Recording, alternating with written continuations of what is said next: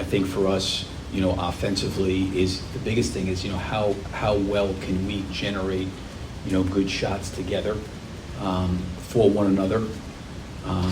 Last year, with those two guys, they were so gifted and talented offensively that, they could really, in a lot of ways, go create and create really good shots for themselves in a lot of different areas of the floor. So, how can we, Russell was a guy that got fouled a lot, going to the rim.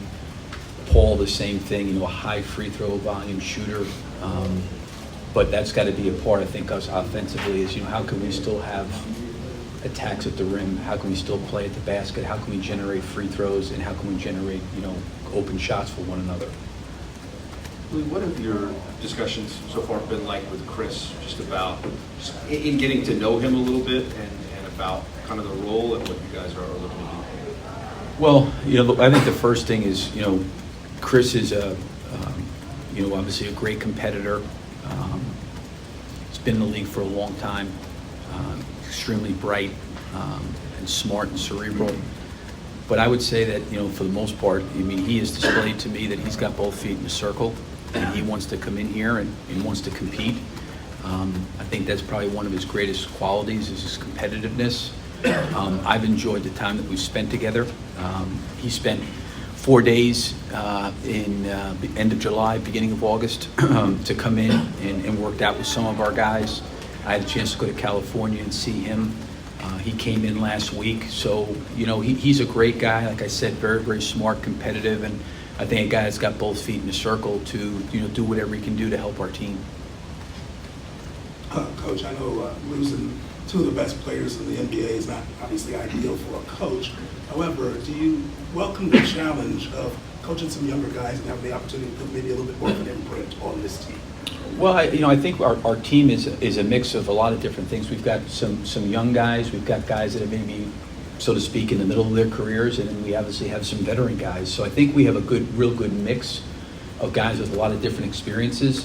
But it's all going to come down to, with all these new faces and guys being in new roles, new positions, how well and how long does it take for us to become a team, to play together, to help each other, to, like I said, on offense, help generate good shots, help play for one another.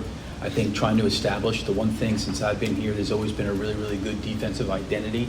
We've been good defensively. How do we tomorrow start in training camp, build back to having an identity on defense? All those things become critical. And I think when you're starting over like that with some new people coming in, some younger guys having maybe more opportunity, that takes time for all that to come together and work together. And that's got to be, the first thing, starting off tomorrow at 11 o'clock in the morning.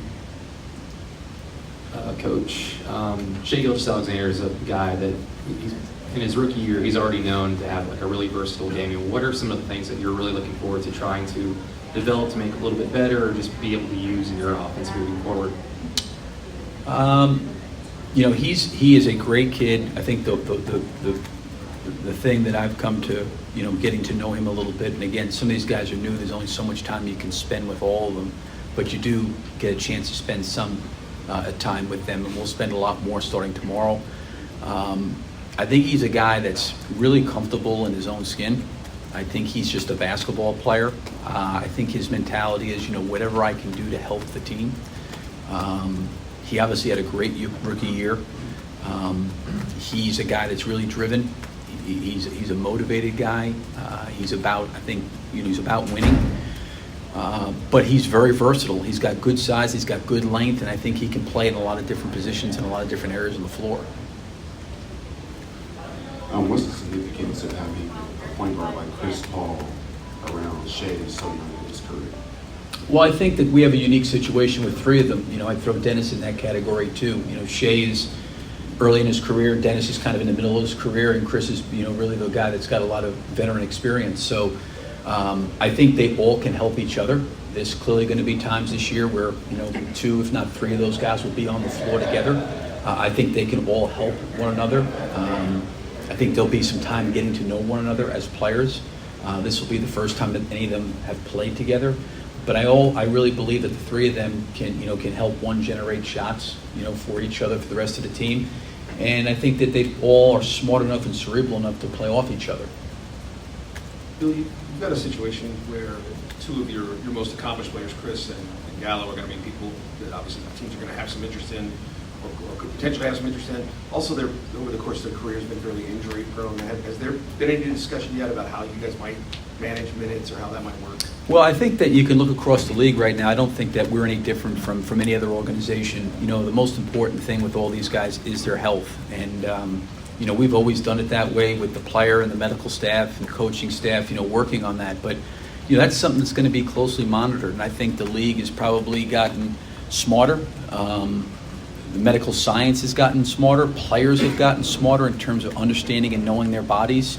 So I don't think only for Gallo or for Chris, you know, really it falls into, you know, every player, you know, just making sure that physically, you know, they're at a place and spot that they can perform their best, you know, while they're out there. So, again, I think it's not only for us, but I think it is league-wide. It's something that everybody's going to take a look at.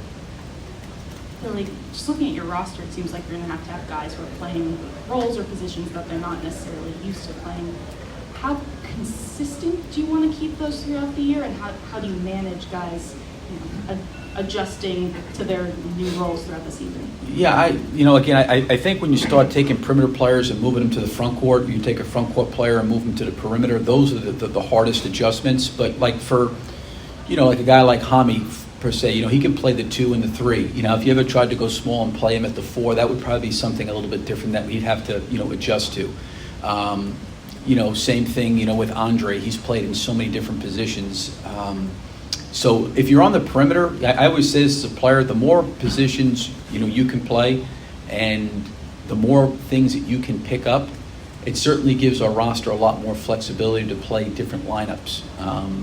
You know, for example, like Nerlens is never going to play a small forward spot. This is not going to happen, right? So, but there's other guys that can move around. Like Shea's a guy that can play the 1, the 2, the 3. He can kind of play all over the place. You know, Chris last year, you know, at times was off the ball as well. So, you know, that's what you have to do is they've all got to, how well can they all complement each other, you know, inside their role. And I do think having versatility on the perimeter, those guys will be able to do that. As I said earlier, I think when you start moving around from, you know, perimeter to front court, that's always a little bit more, takes a little bit more time. Last question for Coach. Go ahead, Cliff. Yeah, Coach, Steven Adams has shown flashes of being a dominant player. How does these changes affect his role? I don't think so. You know, Steven has always been a team-orientated guy. We need him to do the things that he's always done well. We need him to defend. He's going to be, you know, in a ton of pick-and-roll coverage. We need him to rebound, protect the rim. I mean, those things are important. Certainly his ability to run the floor and to give us a post presence. Steven's always been a really unselfish player as it relates to passing the basketball and trying to incorporate other guys offensively. So, you know, again, I don't want to put, you know, with Paul and Russell and Jeremy, them not being here and having kind of 3 starters out there, I think it would be unfair to say, okay, Steven's got to now emerge into something. He needs to keep being the player he's been. And since I've been here, he's progressed every year and has gotten better. And my guess is he will improve this year and get better as well. Thank you. Thank you.